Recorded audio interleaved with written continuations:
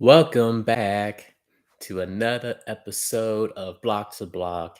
Here on episode 55 of the Block to Block podcast, the best podcast in the world for all things Web3. Here we break down the technology, what's going on in the market, and the ways in which you can benefit. I am NFT and Jai, and I'm here for a special edition of Block to Block, episode 55, take two. So, real quick, let's hop into this disclaimer. As you know, this podcast is for general informational purposes only. You should always conduct your own due diligence and consult with a financial advisor so they can advise you on making sure that you can protect your cheese, cheddar, mozzarella, or provolone. And with that, let's start off the podcast. This special edition, episode 55, take two. So, a couple things we need to address. One, my amazing co-host, one of the best co-hosts in the world for all things Web3. Web3 Wayne is not here, and he won't be here for roughly another month because he has joined the journey of fatherhood. That's right. Web3 Wayne was able to, him and his partner was able to bring in a wonderful, beautiful, vibrant baby girl this past Monday. And so now he's decided to take paternity leave, which I don't believe in, just joking. But he's taking paternity leave to spend time to like be with the family and really just get this whole fatherhood thing down. So for all of us avid watchers or listeners of Block to Block, let's wish Web3 Wayne just great wishes, keep him up in our prayers that he's able to, really get well into this transition and, just enjoy fatherhood. So shout out to him. Also, next order of business. So, as you may have heard, I said this is the take two or part two edition of episode 55. And that's because if you know, last week we shot an episode entitled episode 55. But after posting it, what we found was for whatever reason, the audio wasn't there. I don't know if it was like we was muted or what have you, but like we had this amazing conversation around the ways in which blockchain technology, Web3 technology can really unlock the potential within the continent of Africa. And for whatever reason, I don't know, maybe they didn't want that information out there. So that audio, I was so devastated. I really tried to salvage the video. I was trying to find ways, but for whatever reason, the audio isn't there. And so we had to like take down that episode from the YouTube channel and from, the podcast and audio networks as well. And so, but hey, everything happens for a reason. And that's why we have part two of episode 55. And, it was such a dope episode, y'all. So just to like give you a little glimpse of what we spoke about, when I did episode 55, that day, last Thursday, I had the opportunity here in Philadelphia to serve on a panel discussion, or really like more so of a fireside chat with the US and Ghana Chamber of Commerce. So if you don't know, this is an organization that's focused on ensuring we have great bilateral and business relationships between the United States and Ghana. And so it was like a 1 week conference really where a lot of incredible professionals from Ghana, like from diplomatical dignitaries to entrepreneurs and business owners to civic service individuals came to the US. And then we had great people from the United States side as well, from state representatives, federal representatives, and local students and entrepreneurs. And so it was just an amazing time in which you have some of the brightest minds in the world just speaking about the opportunities and ways in which we can practically impact industries across the sectors in Ghana and vice versa here in the US. And so I had the opportunity to actually come there and speak about how Web3 technology, NFTs, and what we're doing with the Timbuktu platform can, at a whole, really unlock the potential within Ghana and be used as a means to like really revolutionize and transform industries. And so it was an amazing conversation. We actually got clips of that. I'll probably post up some clips within the YouTube channel. And so, yeah, last episodes was just like us debriefing on that conversation, in addition to speaking about the way in which Web3 can like really impact Africa. So, but once again, couldn't establish the episode, y'all. But it's all good. We're probably going to have another conversation with that in the future. So, with that, as we know, going back to what I mentioned earlier with Web3 Wayne being on paternity leave because he wants to be a good father, we're going to just have like these special block to block episodes. So they'll be a little bit shorter in nature, in which we'll just dive in deeper into like a singular topic. And we may also have some guests as well. You may never know. You never know what's happening on this podcast. So, with all that out the way, let's hop into the big story of today.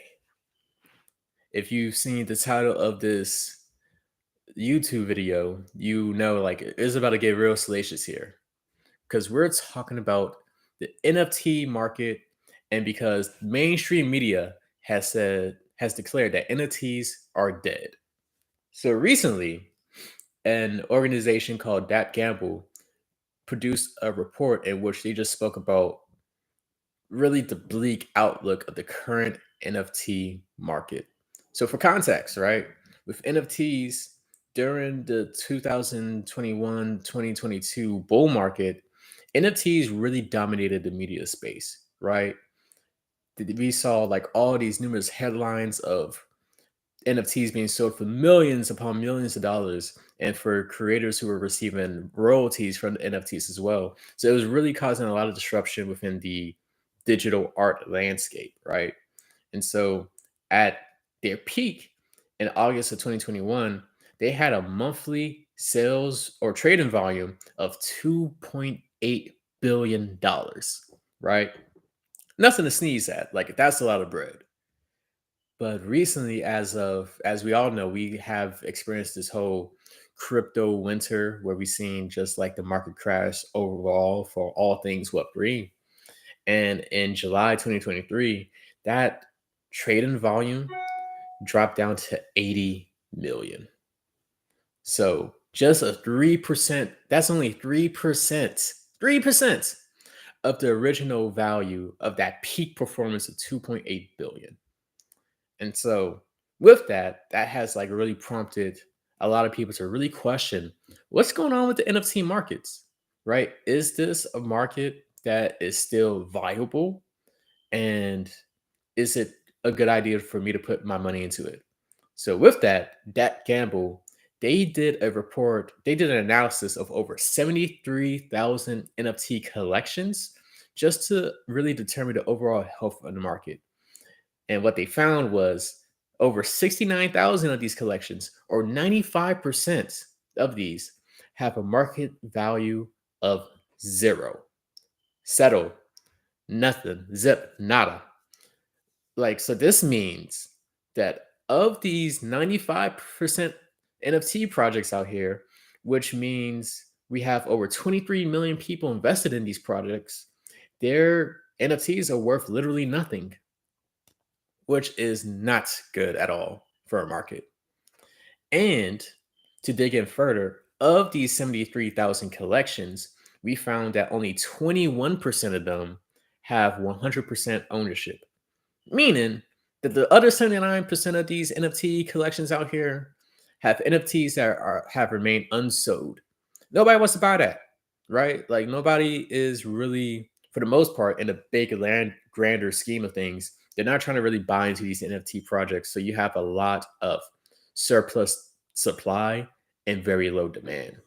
So as a result, if you remember your economics class, whenever you have excessive supply but low demand, it has a huge impact to pricing.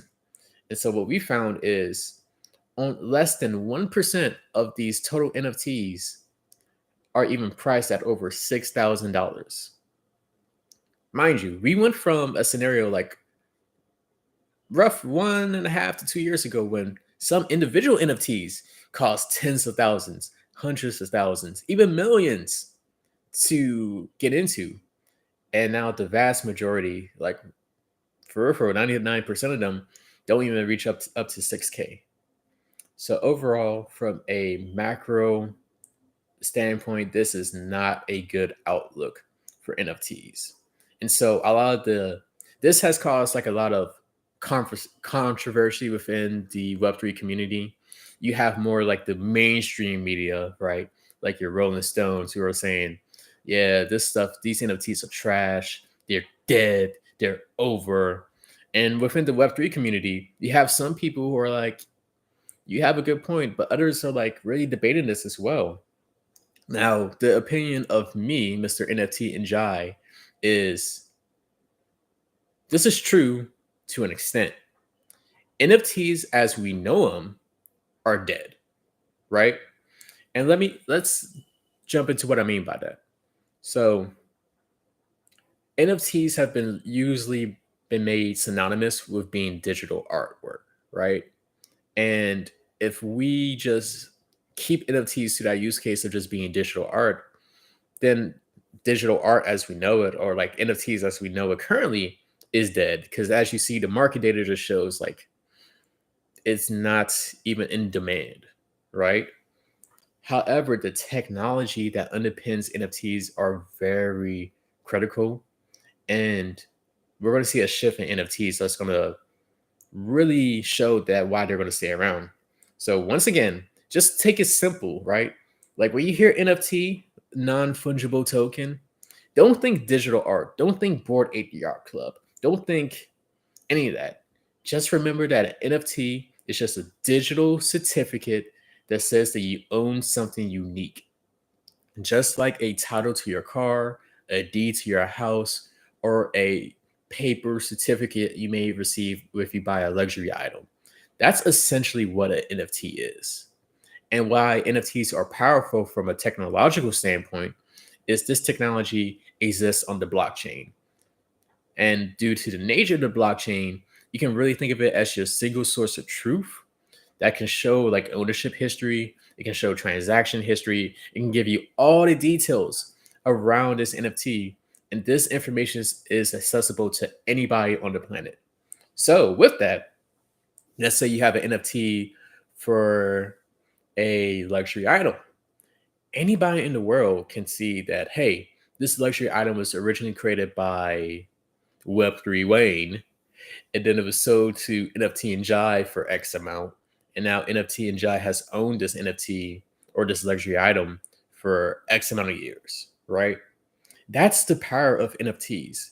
It's really ensuring that we have a lot of transparency when it comes to data, and the smart contract or the computer code within it is very powerful and can ensure things such as, hey, the original creator can get some kind of royalty, or there's just so many different use cases for NFTs. And with that, what we have begun to see within the market is that NFTs are starting to be really used for other use cases, particularly the preservation of cultural heritage or that association with physical collectibles, right?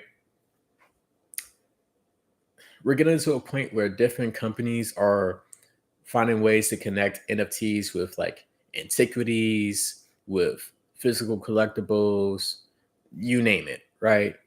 And as a result, that's a powerful use case. Beforehand, we just been focused on the digital side of things. But when you look at collectibles as an industry, 97% of the space is all physical products. So having this connection or this association with NFTs with physical items is a very powerful use case. Some other use cases that we've been seeing NFTs driving is just access to communities, right? These private token gated communities, because your NFT can just act as a social pass.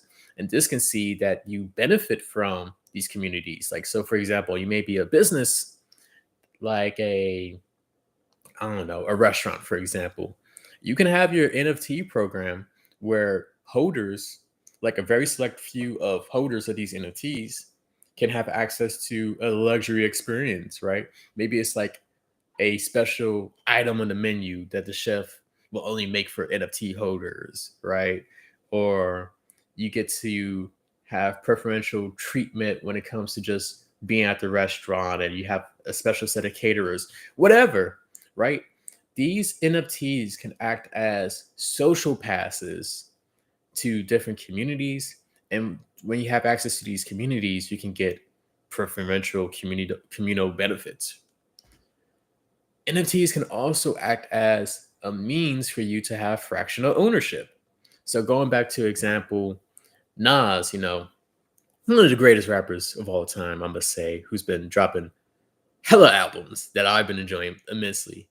He was innovative in terms of allowing you to get NFTs that would allow him to distribute stream royalties to holders, right? For like certain songs, like Ultra Black was one of them. So meaning, with musicians, they get a certain amount of money every time their song is streamed on like these major platforms like Spotify or Apple Music. And so what he's done is like fractionalized ownership or made it where you can get a piece of the pie, right? That's another use case of NFTs. And I'm just talking about like things that we've seen thus far. There's a lot more use cases of NFTs because once again, it's just a digital certificate that says you own something unique. If you watch previous episodes of Block to Block, you may have heard us talk about how different governments are looking to use different Web3 technologies, like the European Union. They passed MiCA, which is the comprehensive framework for managing crypto and all things Web3 within that economic block. They're interested in using blockchain technology to manage things such as property records, to help with things like taxation or identifications. A lot of those things can just be handled with NFTs, right? You can have your property records be NFTs. You can have your identifications like social security numbers or driver's license, whatever, all be NFTs. Because once again, stop thinking about digital art or digital collectibles. Just remember, it's a digital certificate that says that you own something unique. And so, while from a big picture standpoint, this may look very bleak of like, dang, like all these NFTs ain't really worth nothing right now. Once again, the current way we use NFTs are dead, but the future is certainly not dead. And that's why Web3 Wayne and I have been so adamant about building the Timbuktu platform because we're using a combination of AI and NFTs to create digital certificates that are paired with physical collectibles. So, we've been, not to suit our own horn too much, but, we've been kind of ahead of the curve and really been building to have this association, which has been listed as a future trend within this report, that association with the physical items. So, not to toot our own horns, but toot toot. Once again, y'all, when you look at these technologies and how they come out, yes, pay attention to how they're currently being used, but unleash your creativity to see how they can be used in other manners. And so, once again, that's really my thoughts on the whole matter. The current market, the current ways in which we use NFTs for solely to be digital collectibles, that's dead. It's not going to go away completely, but for us to hang our hat on that being the only use case is not a good thing. It's completely dead. But there's so many different ways in which you can use these NFTs to really impact society and like cause true transformation. So my challenge for you, the viewer, is to definitely do more research. And part of your research is watching every episode of Block to Block. So make sure you like, comment, subscribe, and share with your loved ones. In the meantime, I'm signing out in this power episode, this world in which we don't have a Web3 Wayne. So perhaps I should look into getting a Web3 Wayne AI model or whatever just to replace him in the meantime. But once again, shout out to him and his ever-growing family. And shout out to you, the viewer, for being with us each and every week. I am NFT and Jai, and I'm signing out. Peace.